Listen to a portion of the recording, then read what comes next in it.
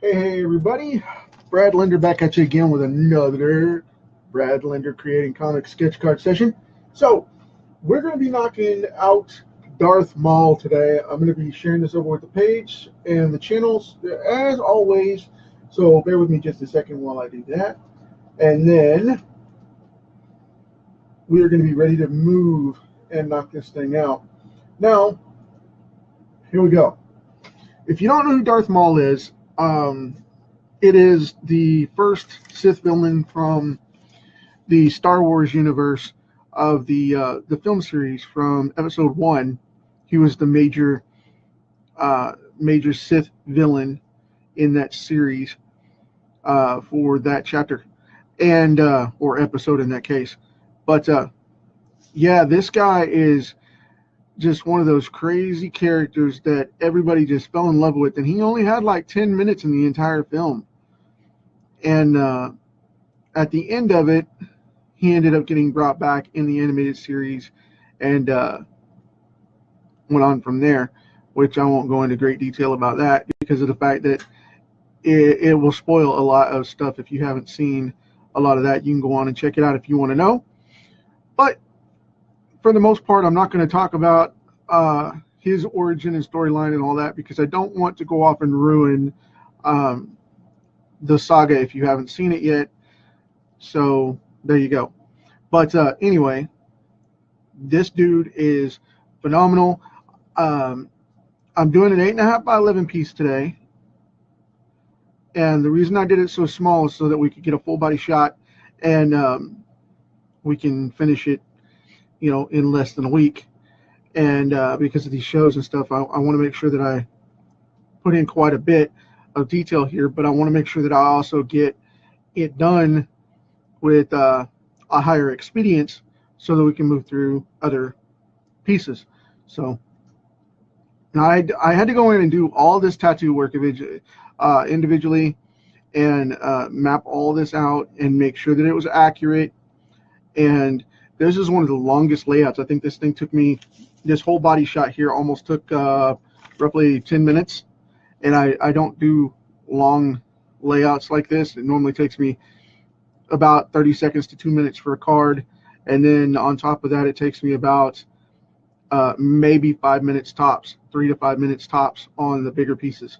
And yeah, that one just kind of bit me a little bit because I wanted to do so much detail into it. And it was just there, man. I mean, it was there. So, but anyway, we've got this going on and it should be fairly cool. I don't see this being too much of a problem here because it's going to be a fun piece nonetheless. I'm just kind of mapping out everything here and getting it all done up and getting it ready for the presentation here of showing off this finished piece once we get it outlined. Because today I'm going to be penciling it for sure, and then I don't know if I'm going to do more than inking it, but since I tend to color every piece that I've got, I'll go back in and color it just to keep it going with the routine of the sketchbook pieces. So, but this one right now, today, I'm going to be penciling this up and bringing this thing to life so that we can get it going. And he is such a vicious character, and I mean really, really vicious. I don't want to say fierce because that's a positive term these days, but it's like inspired or motivated or whatever.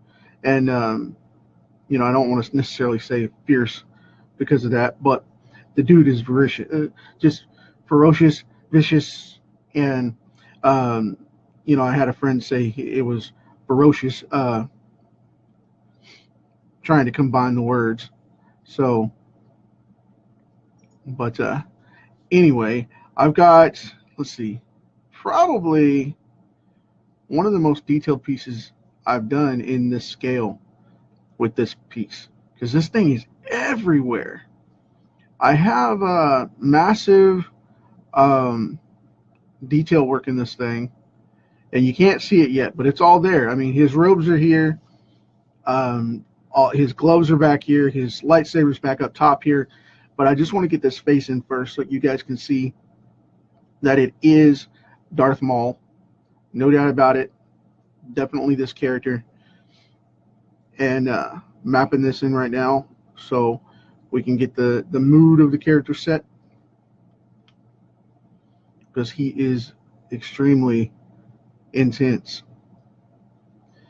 And the artist that created Darth Maul actually almost had a nervous breakdown. And if you watch the making of, you'll be able to see all that. It was funny because he was screaming that Darth Vader is basically the best supervillain possible, and had a minor breakdown because of the fact during the shooting of the original Episode 1, The Phantom Menace, which I found just hilarious to me, that it was that stressful that the poor dude took on that job, and it brought him down to his knees. And I was just like, the reason I found it so funny is not the fact that he had such a hardship. It was the fact that I would do the same thing. I would push myself to the point of probably breaking, and that wouldn't be a good thing for anybody.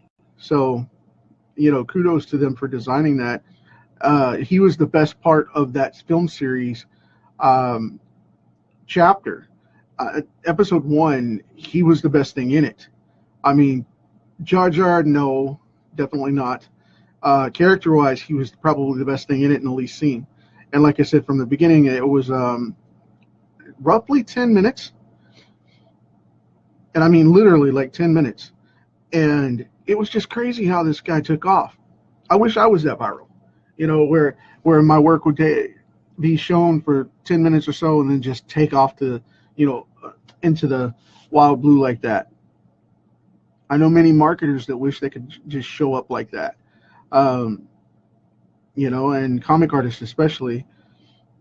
I know a lot of people in the craft that would definitely love to have that kind of reach. But, it's one of those things.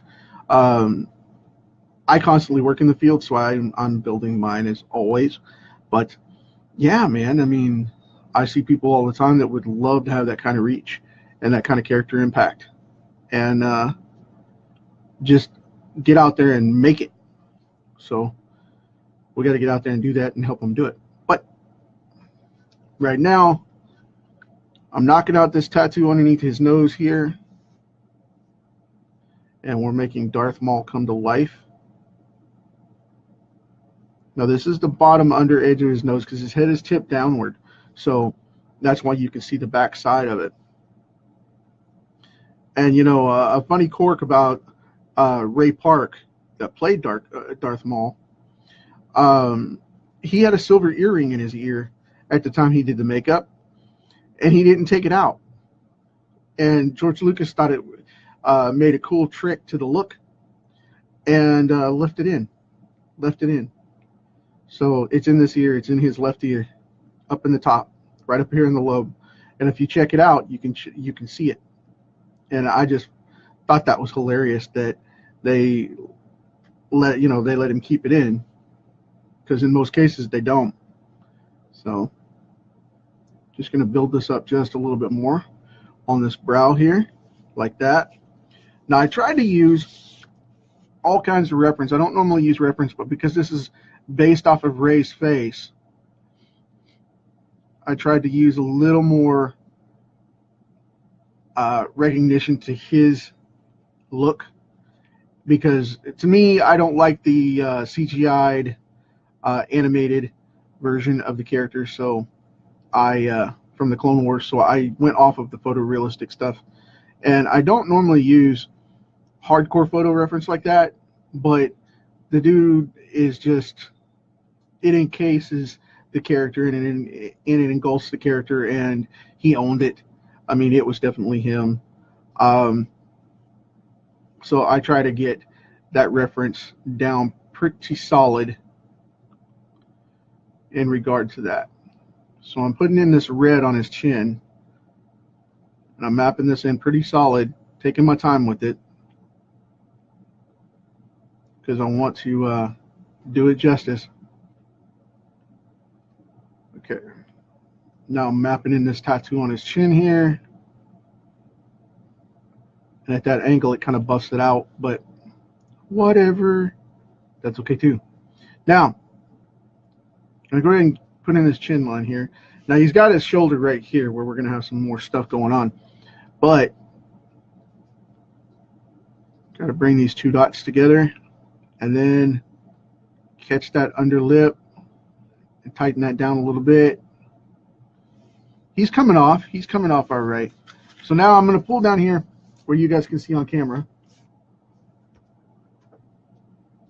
And there we go.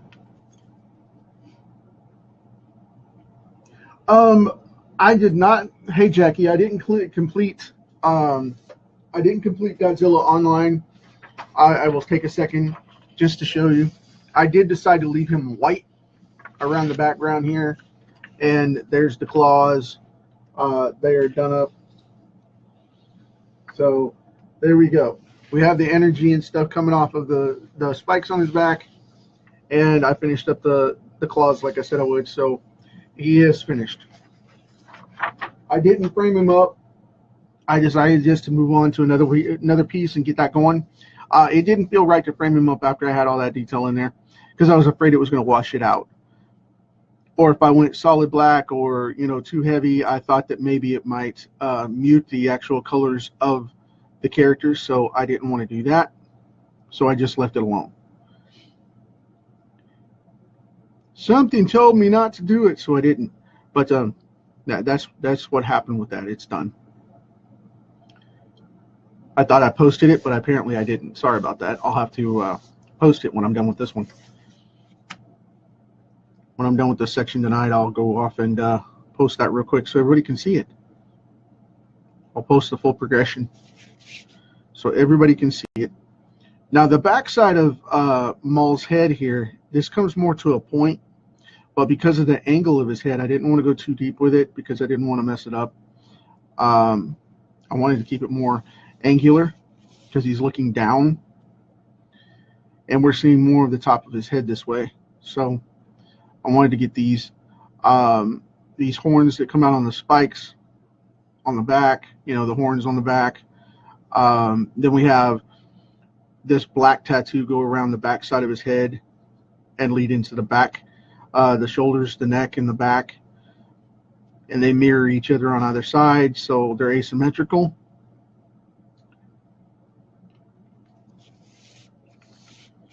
I'm going to go ahead and detail out these horns a little bit.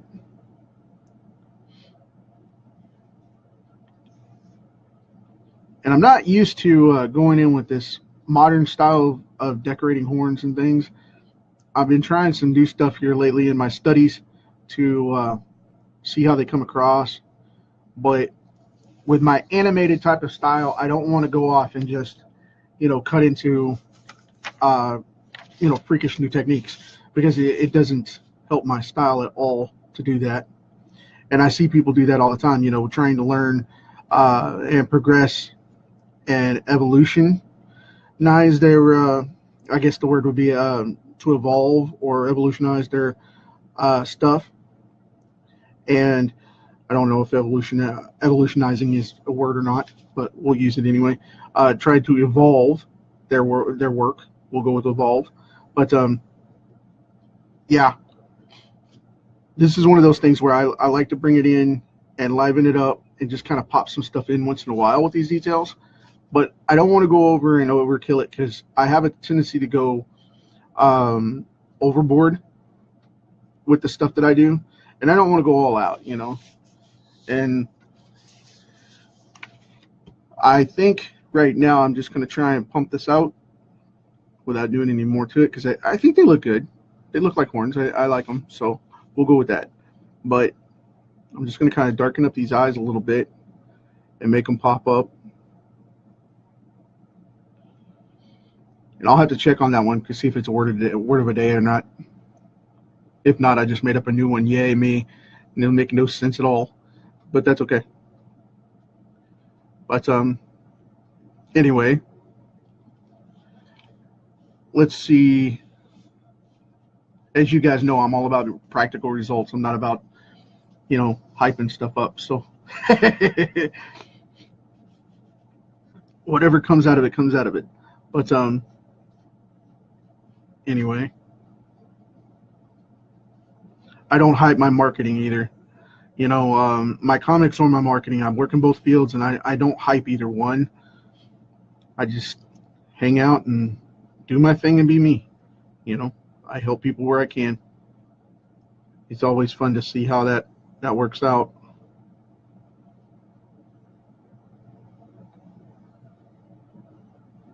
So we're going to cut in his chest from the outside here. And he's got the robes going, so this is going to kind of get edgy and thick. And that's the reason why, because these are those big, thick black robes that he wears. And I'm going to detail these out with, I think I'm going to go the Venom route, and I'm going to go from the inside out, because I don't necessarily want to do true, realistic fabric on this, even though it should look like fabric. I want to simulate it and make the impression. I don't want to go all out and put in, all the little details and the fabric lines and all that, because what ends up happening is like I said, I go over the top with it, and then we end up losing the image, and I don't want to do that, because that's no fun. That's no fun. I end up burning up the image. And that's something I learned a long time ago not to do, is to go in and, over detail. Because I have friends that I work with, comic artists that I work with all the time, and they're constantly going back and erasing out details or things like that they overdo, and it's just crazy stuff. So what I've got going on right now is I'm trying to cut into this arm here and build up some of these layers and build up some of this like that, because we've got it bunched up right here. I'm going to cut in here, go ahead and do that shoulder piece, cut that down like that, and then I'm going to come back up and I'm going to make it wrinkle right in here like this, because like I said, I don't like doing a lot of crazy stuff here. But, and I'm in a quiet mood today, as you can tell. I'm not as tied up into the joking and stuff today as I am normally.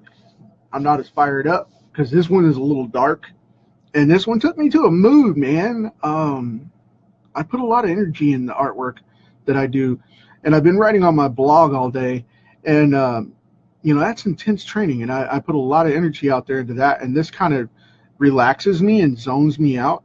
So today I'm kind of feeling it. You guys are going to have to hang with me and keep me on point, because I'm not slacking or anything. It's just, it cracks me up, because I get so tired in putting so much energy into the videos and into the podcast and into the articles and all that. And so much of that driving force comes back from the feedback that I get from you guys. That's where all the energy and charge comes back from. And it not being public or outside yet, it's one of those things where I'm constantly feeding off of, backups, as it were. I'm having to charge my own batteries and keep it back up and back up and back up. And then doing this every day on top of that, it kind of wears thin. But I'm in good shape, good health, no problem. And like I said, I'm not trying to harp or anything, because that's not what I'm saying. What I like to notice is that I feed off that energy, just like you guys get the power and skill from what I tell you and share. I get the same charge and feedback from that. And that's part of the reason I'm doing the show so early today, because of the fact that I know that I'm getting to the point of taking a break and doing a recharge tonight, and meditating and whatnot, and kind of relaxing a little bit and building myself back up for tomorrow, so I can share this stuff out. Because the Night of the Living Dead Relapse, the Night of the Living Dead comic comes out this weekend, and then I have, on top of that, I have a new Lone Rider book coming out. I have a new Catman book almost finished and ready to go. And I have a couple other things going out for you guys for the Firestorm side of things from my comic side of the business. And then on top of that, I have my business stuff coming out for new videos and all that good stuff, and my marketing stuff coming back up after coming from behind the scenes of teaching people how to make money online as part of my primary business and where my money came from. And still primarily comes from, is teaching that stuff out there, and then going out and making you guys successes at that, and then fighting the comic monopoly that's out there right now. I mean, comics and digital marketing, pretty tough, man, pretty tough. And I see people fail all the time at this stuff, and it's one of those things where I just feel so bad about all that. And that's part of my mission, with my business, is to help everybody do that and help change them up, because the monopoly that Diamond holds on the industry is just sickening. And the fact that retailers support that so badly to get a better deal and a better cut, it is truly illegal what they're doing, because it is a monopoly. And I don't support it at all. And I am actually coming around to where I'm totally against it. And I hardly will buy from a store direct anymore. I'll order directly from the publisher, direct sale, mail order, no problem. But if I can't get a book from from direct sale, I pretty much won't touch it. But I read so little anyway, I doubt anybody even cares, but again, and like I said, I'm not going on a soapbox or anything crazy like that. I'm just saying, because of the fact that the direct market is killing itself with these shops making side deals with distributors to get a better cut, and then turning around and sticking it to the independent guys because they agree with side deals of not buy the Marvel books or buy the DC books, because we don't want you to buy the independent books because they're in the back of the book. And if you buy a bunch of independent books, they've set it up, the distributor's already set it up to where you'll fail and won't get orders because you're so far back. And then when you turn around, they want to give you, oh, well, we're sorry, you just didn't make the sales. Nah, I'm sorry. You set it up to where I wouldn't make the sale. And that's not just my book. I'm not griping about anybody specific. I'm just saying flat out, it's structured to set you to fail. And I disagree with that. And it's time for a change, and I'm going to help people do that. So there's something big coming. But and with the internet at the scale it is for comics now, and any kind of publication, being isolated to a distributor like that is crazy, especially an exclusive type of deal for a distributor. That's just nuts. And I mean that. That's just crazy. That's bad business to be isolated to one company like that. You should go into all avenues and check out multiple feeds and avenues and services that are out there. And everybody's like, well, Diamond's it. Well, yeah, Diamond's it if you want to end up in a retailer in their list. But if you want other avenues for money, that's not the way to go. Absolutely not the way to go. Not. So I'm going to leave this open right now. I'm going to put in these finger notches here in these gloves, and that's about it for this one. As to where I'm going to leave these going on. But because I'm going to go back into this other side and go ahead and outline this thing so you guys can see where this is coming together. But like I said, I'm not getting on a soapbox or anything crazy like that. I'm just saying that there are options, and they only make their money, okay? They only make their money by what we give them as consumers and creators.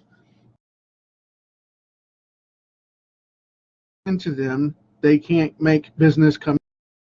Therefore, if we don't feed them, they starve. So, that's the big thing. That's the big catch-22 that people don't do. They say, well, Diamond's it. No, it's not. Diamond's it because nobody else has come up. Diamond's it because it runs everybody else out of business. And creators don't use anyone else or use any other avenue or whatever. I see it all the time. But here recently, since I've been doing these shows, a lot of people have been coming on and asking me, you know, hey man, I hear you're in marketing and I see you're in marketing. What can I do to get my stuff out there in your, you know, in the world? Well, let me tell you. And I take a few minutes and I show them a few pointers, and that's where they go. And if they do it, then they come back to me and we do a little more and see where we're at and go from there. But I see it all the time where people just go, well, you know, diamond's not it. How do I get into diamond? I can't help you do that. I just can't, you know. You can do it all day long, and that's not a problem. And if that's the route you want to go, you go right ahead. But, you know, it's kind of like working for Marvel and DC. You know, they got 500 comics they publish out there, and they're going to stick everything out no matter what, whether you're there or not. And I guarantee you they're not going to hire you when they can hire someone else for half the money out of another country. I mean, it's true. They're just not. And unless you have the political insight and pull and old school experience, you'll get pulled and get lucky and get something going on for a couple of issues, but then that's going to be about the extent of it right there in the same token. So, you know, if you're like, well, I got into Marvel, well, you see if you're still there in 6 months, because now they're Disney based and they're all sales. And if you're not making top sellers, you're out the door. Plain and simple. Disney is all about the money. And if the fans don't dig it and they don't resonate with you, you're gone. And I hate to say that, but it's 100% fact. But again, that's me. You know, I'm straightforward, blunt as a spoon, and that's what you're going to get. So, and I call it like I see it. And that's from personal and professional experience. And it's preferred that you step in and take it, you know, as you see fit and do something with it. But a lot of people tend to lean for other things as well. So it's like, you know, I don't agree with that. So I'm going to be gone and hate you forever. And I'm just like, well, you know, I hate the fact that you're gone and you hate me forever. But if it's, you know, if people are dropping off, then that means people are listening. And that's a good thing. That's a good thing.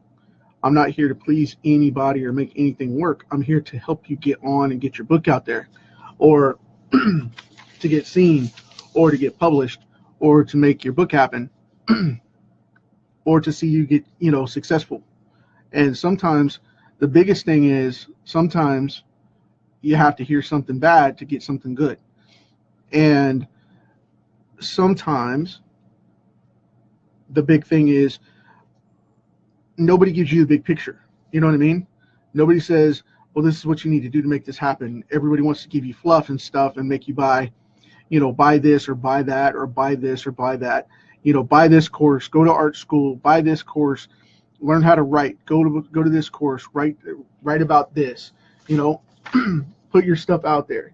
Well, my number one thing with that is if you're going to put in all that effort to make all that work happen, and your end goal, your end game is to work for Marvel or DC, you're shooting yourself in the foot.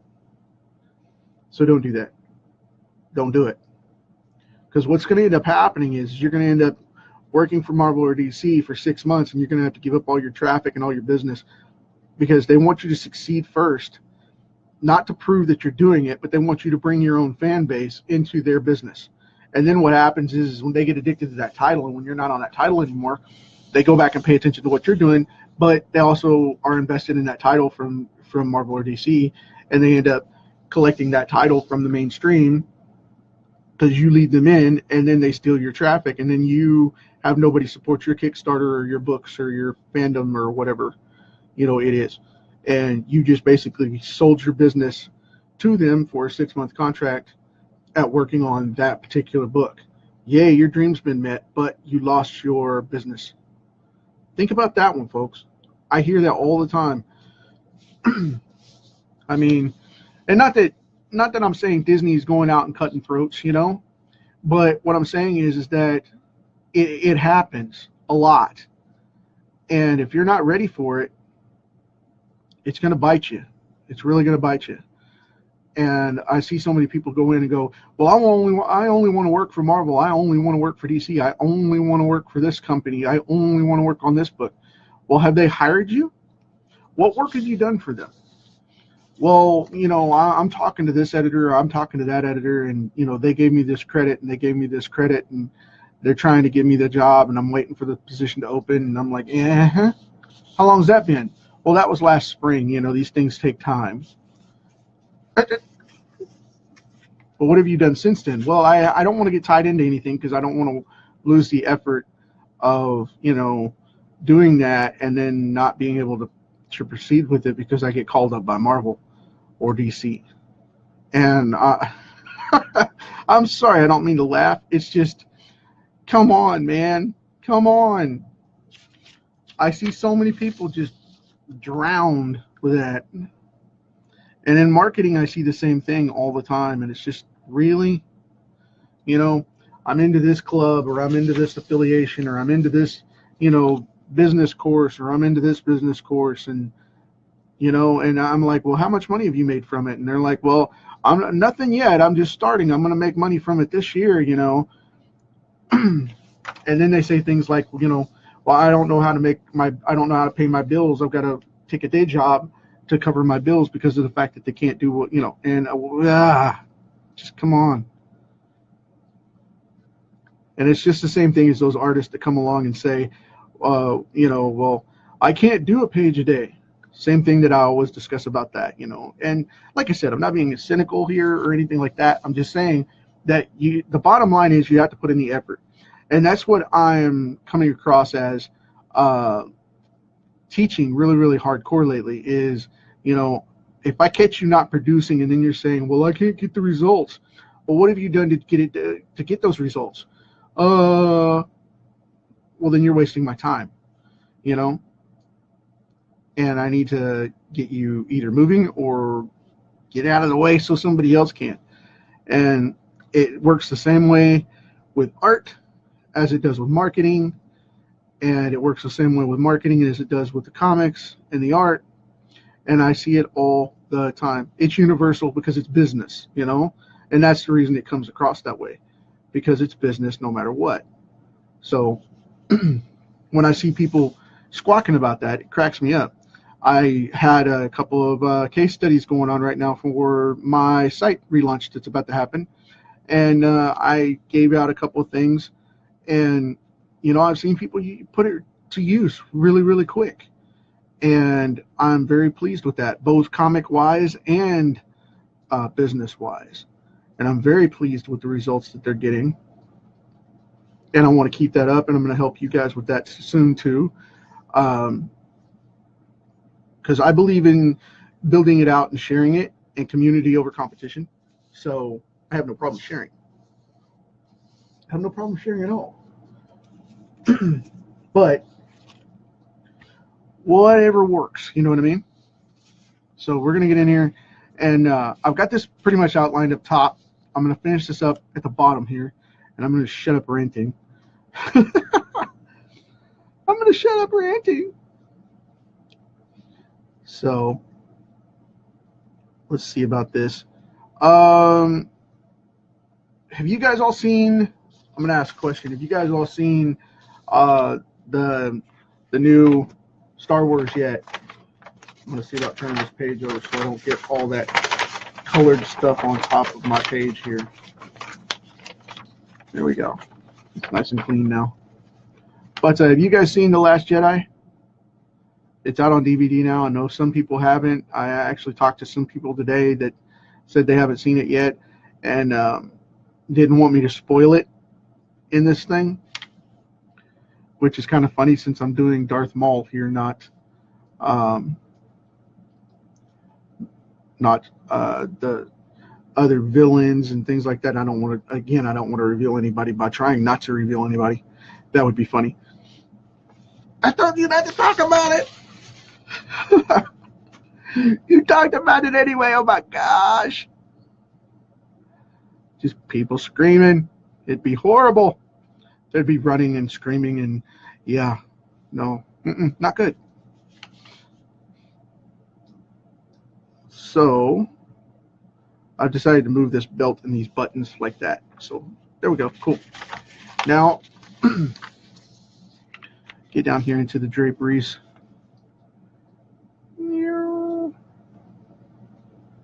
So, I guess venting that off helped. I got revitalized. It's very cool. I'm a little more relaxed and easygoing now and not stressing the look of this thing. So now we're going to have this overlapping jacket come down in here. And I want to say that I don't want to see that cut across, but even though it overlaps right here and goes down underneath, there's still a piece on the belt that hangs down front, and that holds different from their robes, where their robes cross over their legs, and I had no problem seeing that. But this weird thing happened when I was drawing this, and it showed that Darth Maul had this big piece hanging, this draping piece hanging down in front, and it's connected to his belt. Weird thing, but hey, whatever. Because most of the Jedi have the overlapping belts, or overlapping robes, and we don't have that problem. You know what I mean? It overlaps kind of like the old gi or samurai style outfits, you know, that kind of thing. Japanese style samurai robes, or a classic karate gi, that kind of thing, you know, where it overlaps from one side to the other, which that's pretty cool too. But it just depends on who draws it, I guess, and who creates it. And the reference figure that I had online was, this thing comes out of, I think, like 5 different versions of Darth Maul. So yeah, and it was all about finding something that would match visually to the pose that I took, because this is a variation on a pose from the from the actual martial arts foundation, which I pulled up some poses, and I got a bow staff artist, and he has a quarterstaff, and that's what you see here. And then I put in the Darth Maul face and stuff on top of it. And there's a couple of different variations out there. I'm sure if we looked hard enough that I could find something similar, but I am not gonna, of course, because I tend to draw stuff that I see exact, and I don't want to do that. And that's the reason I don't use reference very much, other than finding out what I do, review it, and then walk away from it for about a good half hour before I come up and draw. That way I don't draw anybody else's stuff, because I hate that when people mimic other people and they start taking their stuff. I'm not cool with that. So what I like to do is I like to come in and see how things are moving and how they're shaking, get a good idea and a couple sketch concepts real quick, and then move forward with something else. So we have all that going. Now I'm going to draw in right below the knee here. I'm going to put in this boot line, and that's going to be very simple for this guy, because I'm not going to go overkill with it. I'm not going to go, you know, making it all weird, because he has kind of wraps. He doesn't really have the boots. He has a smooth riding boot type of thing, so they're not thick like the Jedi wear the thicker boots.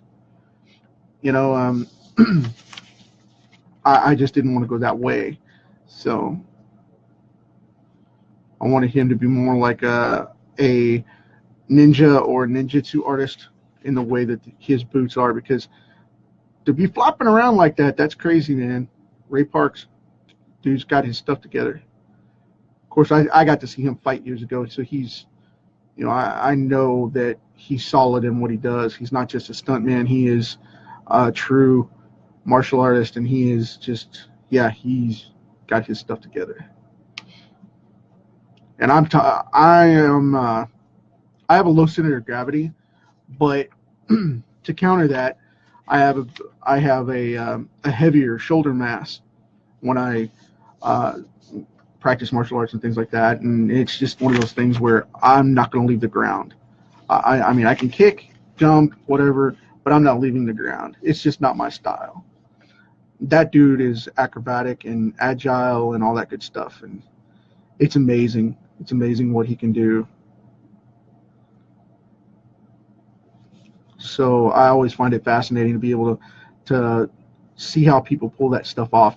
And I wanted to grab his essence in this, and that's why it kind of has that martial arts flow to it, because that's the look that I wanted to have. You know, I didn't want it to go overkill. I didn't want it to go all out weird and look like an action figure kind of thing or anything, you know, yutzy like that. And yes, I said yutzy. It's just one of those things, man. So I just wanted to nail this, get it done, and show you guys what's going on here. And I think we have a really good start to this. And I'm going to have to map this out before I ink it, because when I ink this thing today, if I ink this thing today, it's going to be pretty heavy. But I think what I'm going to do is I'm going to wait until tomorrow for the next session so that I can get in all of the little outlines and whatnot that I want for the inks, because that's why I'm leaving this open. And I'm going to go in like I did before. I'm going to go in with the grays rather than true black.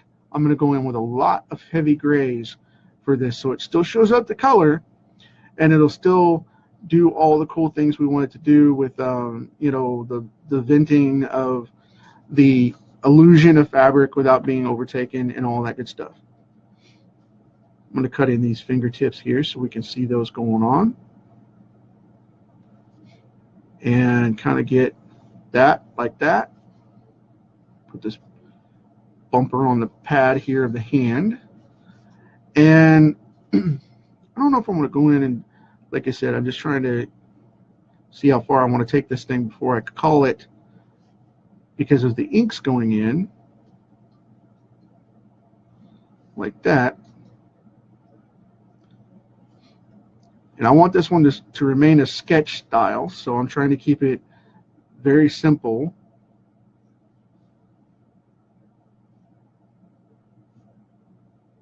And get it going that way. There we go, cool. That's got the glove in. Let's get the back glove in. Trying to put in a couple of hard blacks here and there.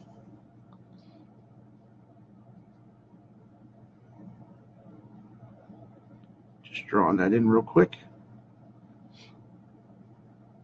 And like I said, I'm trying to keep where my light's going to be, where my highlight's going to be, that kind of thing, and keep everything moving, because I want to have it go across here, a shadow be across this way. And I'm not going to go in and go all realistic on it, because like I said, when I start fiddling with this is when I get into the realism side of things, and it tends to go overkill, and I don't want to do that. I don't want to do that. So what I'm going to do is I'm going to put this little black right here, like that, and I'm going to leave that open.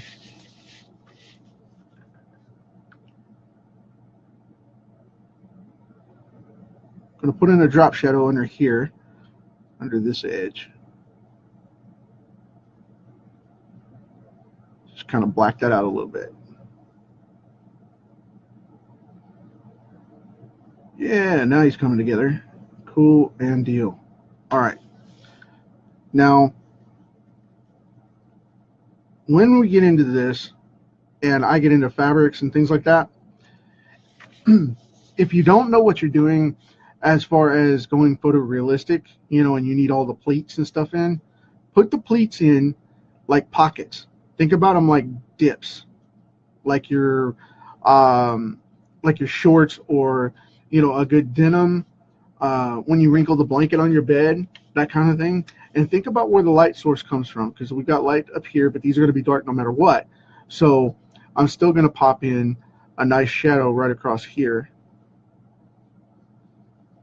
to show the depth of those folds.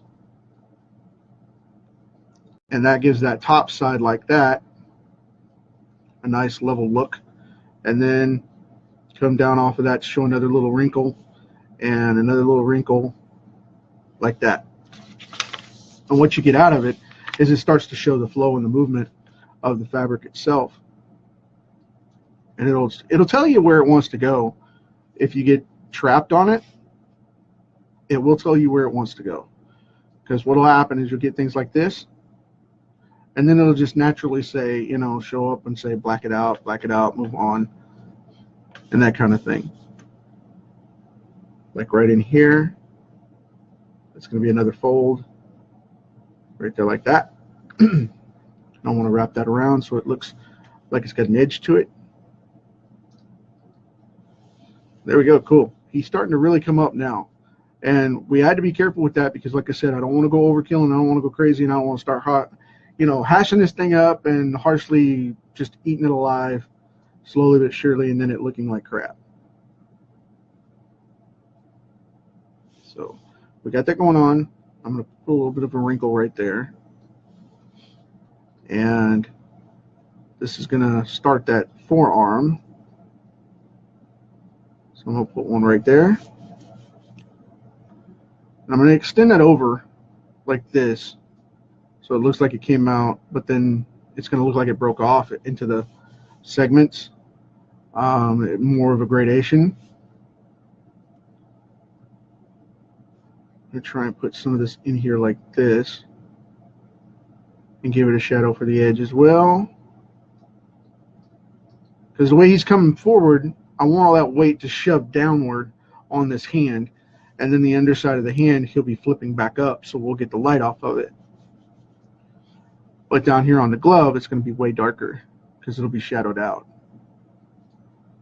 Like this one. See, this segment will go totally dark, like the Venom piece kind of deal.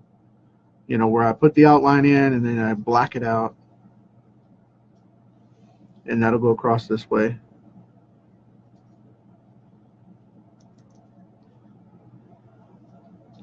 Leave a little light like that. It'll help bring it together a little bit.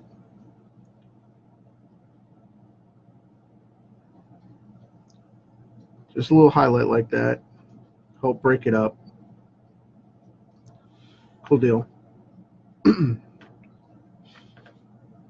it'll make that heavier leather glove pop out. So,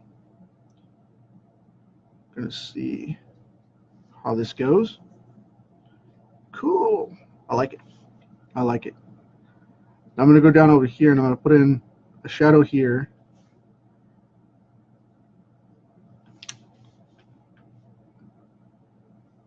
Like that. That way it ties it all together. Okay. Cool. So we got that going on. And then I'll pop in one right here off this elbow. So it pulls it all out just a little bit more. There we go. Cool. So we get the shoulder, the bicep, the forearm, the glove. Cool deal. I like it.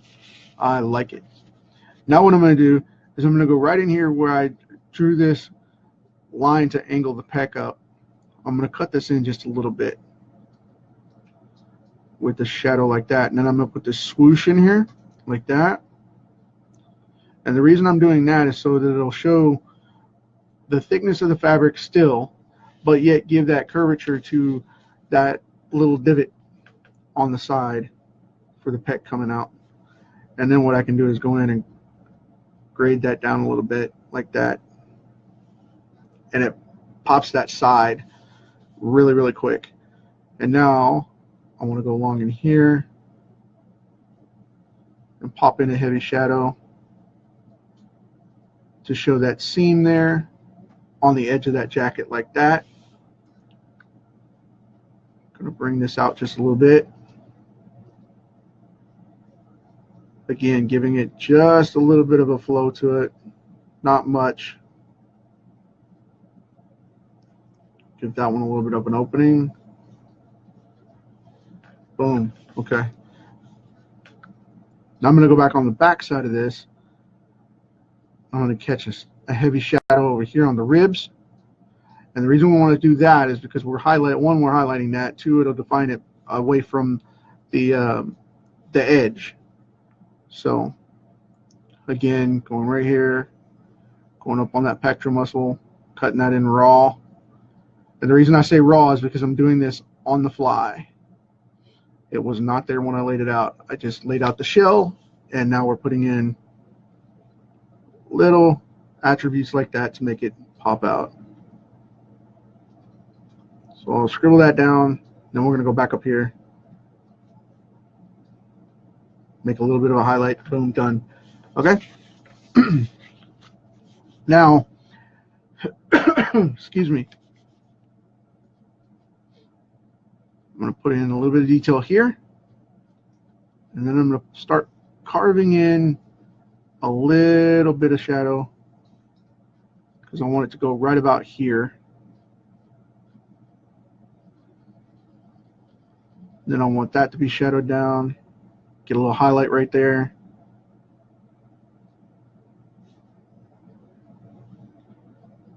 And then right about here. And leave just a little bit of highlight to come out underneath the jacket from that other side. Just kind of cut that down just a little like that. Because what that does is it shows a reflection, not a reflection, but a covering, a shadow of that overlapping side. And I'm going to leave these open because I'm going to leave them a high gray. That way they don't get shadowed down because I'm going to make them like trim on the jacket, on the robes. That way we don't have to worry about that. And it gives it a little pop of color that otherwise it wouldn't have. So, okay. Popping in this rib cage down here on the bottom like this. And what I want to do here is I want to do a gradation like this. And what that does is it shows the curve, but not blacking it out. Because back here, it's going to black out. We're going to black all this out. And again, we're going to create that false light right here on this side by leaving that little edge. And what I'm going to do is I'm going to draw a couple lines like that through it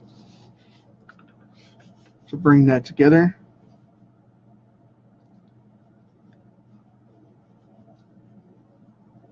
And then come down here on the pec.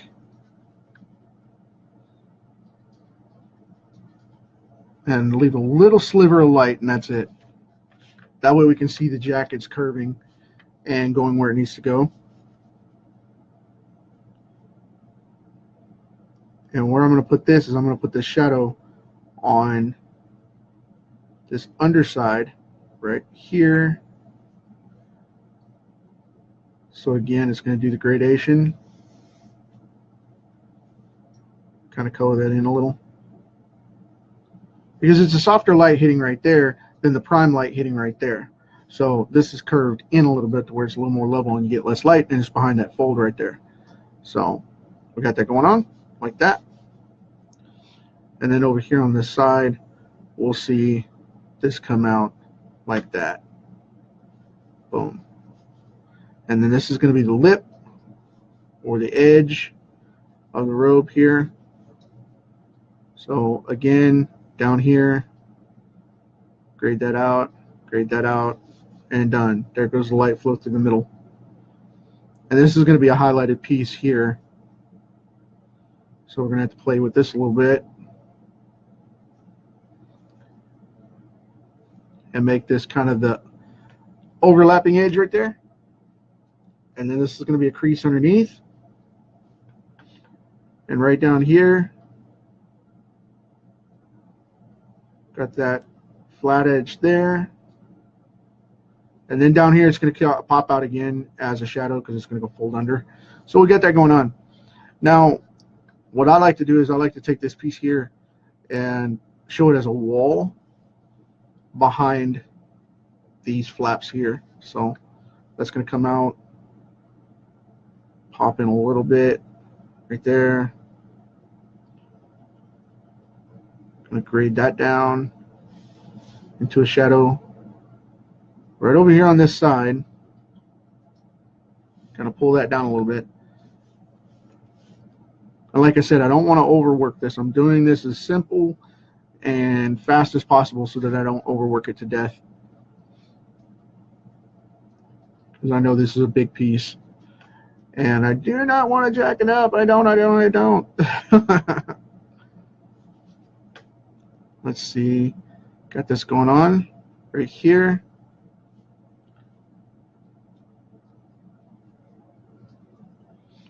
Down underneath like that.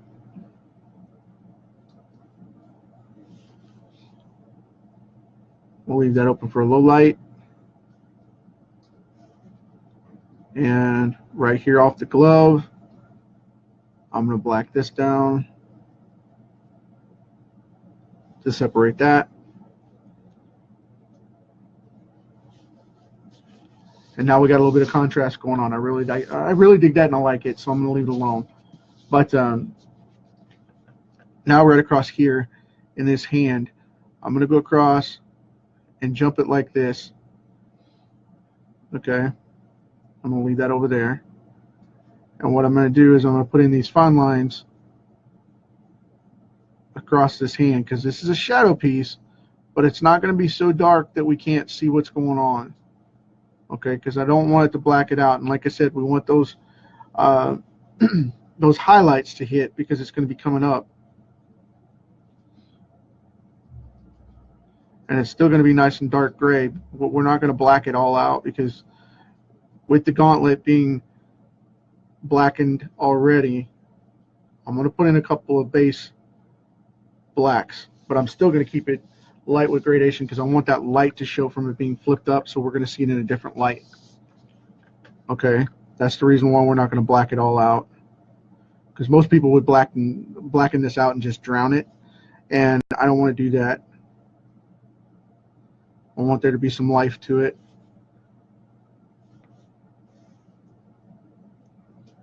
And Mike Mignola used to do this quite a bit, Hellboy stuff. He used to go in and do these outrageous blacks and then would come in and grade them up, and it would just be phenomenal stuff. However, I don't believe that I have that ability, so what I'm going to do is I'm just going to grade this from one side on these fingers to give them a little contrast. And then we're going to leave them alone. Like I said, I'm going to leave them as a high tone color. So we can get in and color them up, make them look decent, and let the color do its job. Sometimes that's the best way to do it.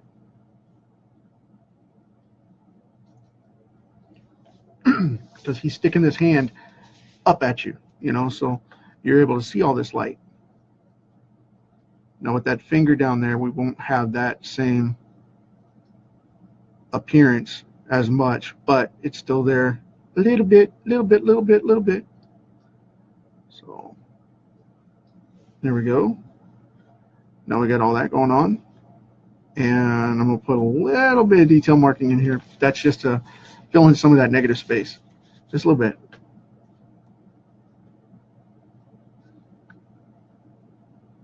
Okay.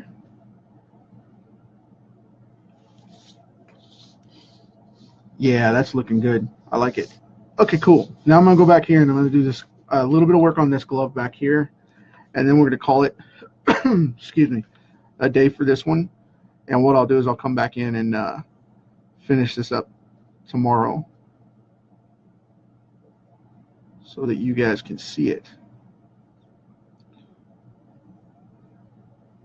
And we should be able to make one or two shots out of this one and then be done with it.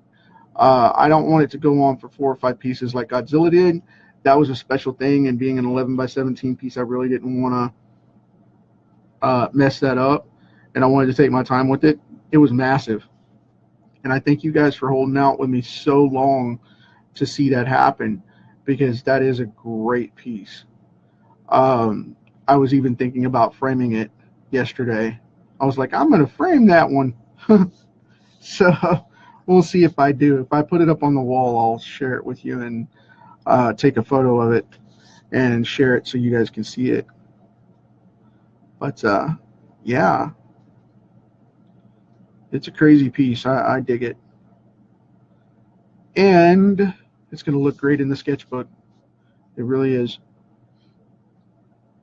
I haven't given up on the sketchbook yet. It's still the sketchbook right now. Still part of the sketchbook. All these are going in the sketchbook. But yeah, on a serious note though, you know, we're just 14 days away from this thing taking off. And I'm going to be putting everything together fairly quick during the Kickstarter. I'm going to be putting everything together because I am going to do a Kickstarter for it. And I'm going to do it for some promotional stuff, you know. Put some new books out there, share with you guys, and I will be selling some of these pieces. I will be putting some of them up as rewards. Depends on how you guys want to go about it. If you want to buy them direct, that's one thing. But we'll have to see how that goes. But, you know, we'll get there. We'll get there. It's still a little time away, so we're not quite there yet. But anyway, yep. If you want to have a piece of artwork that comes off the show, awesome. Now this is just an 8.5 by 11 sheet of paper, and just regular white bond drawing paper. That's all it is. So it's not a big deal. Not a fancy material piece, but the thing is, the sketch on it is solid. So if you dig it, awesome. But right now, I am trying to finish more of this thing up. And we are an hour in, so I suppose I will go ahead and just say, and work on this piece just a little bit more, and then I'll get off here because this is a longer one. And like I said, I've been taking a lot of time with it, and taking it slow, just relaxing and talking and working for you guys here. And we're going to get him moving. I put a lot of detail into this one because it's blacked out, and you know, it's a bigger piece again. So I want to get it all done. It looks cool. Looks cool.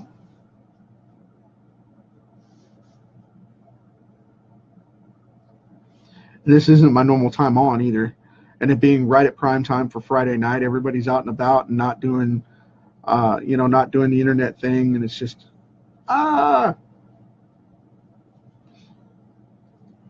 Okay. Now, got this going on right here. I'm trying to figure out how I want to black this one out. I think what I'm going to do is go like this. I'm going to make cuts into this thing and just go right down with it.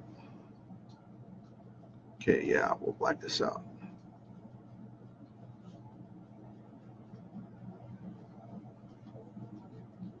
Cool and deal.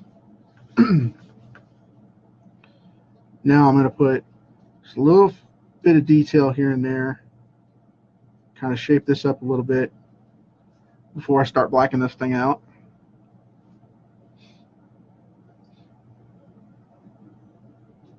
I don't really want that to touch. There we go.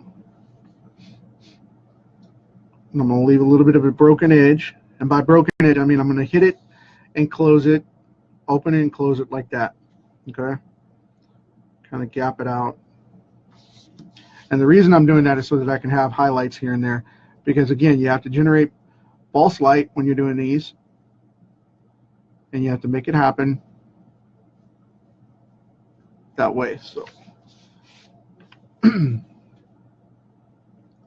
now what I'm going to do is I'm going to leave a pocket here.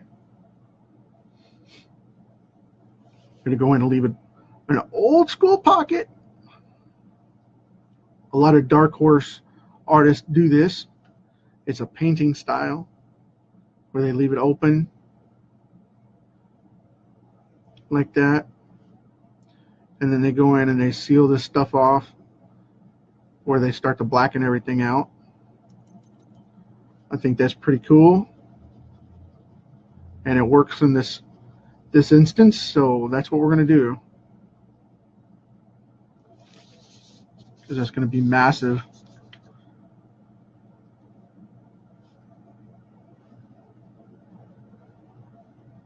I'm going to fill in each of these sections here and just kind of work this out.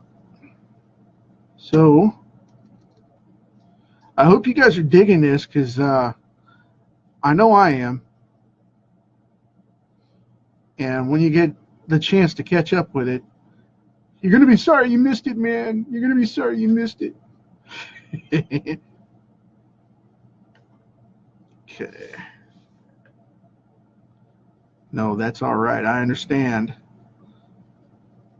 It's the weekend.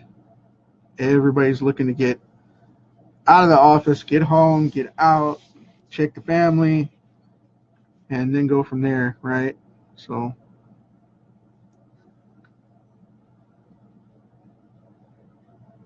there we go. Cool deal. Now I'm going to come down off of this one and block it so that I don't have too much white going on. And I can block into this section here. Now, normally I wouldn't do this for like a comic book or something like that, but in this sketch, because of the fact that I'm showing you guys the finished piece, I want to go ahead and flesh this all out and make this happen. But I don't want to go as far as telling you to do this, because you shouldn't. You should really use black hash marks, and which is basically taking the black spot and putting a little X in it in various places to show that it's black. You pop a couple of X's in there and an inker will go in and ink it up.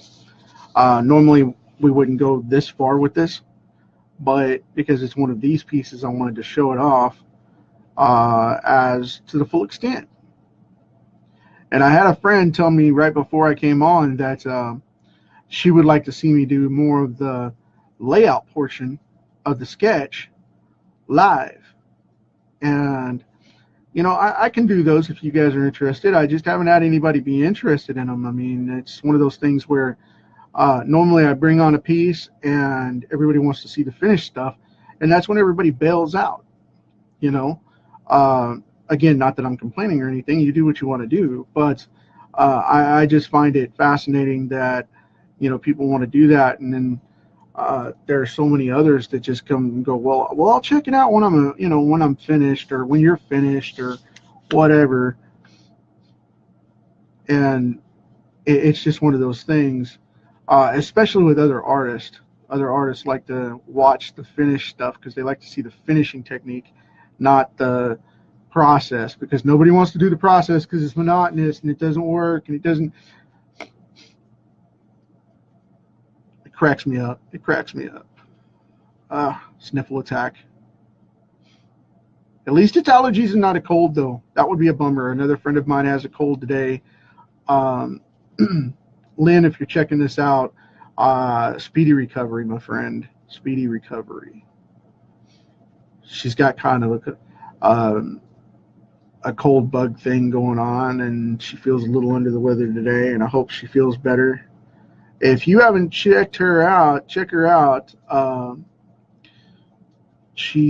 You can find her in my stuff because I share their podcast all the time. She and Chris Ripka do Grit and Grace every night. Some of their topics are really cool. Some of their topics are a little less family friendly, but then, you know, to each their own. But that's okay, because they're willing to talk about it where a lot of people aren't, and that's where you get the chance to see it happen. So whatever works there, you know. I'm good with that. That freedom of speech, that's the way it works.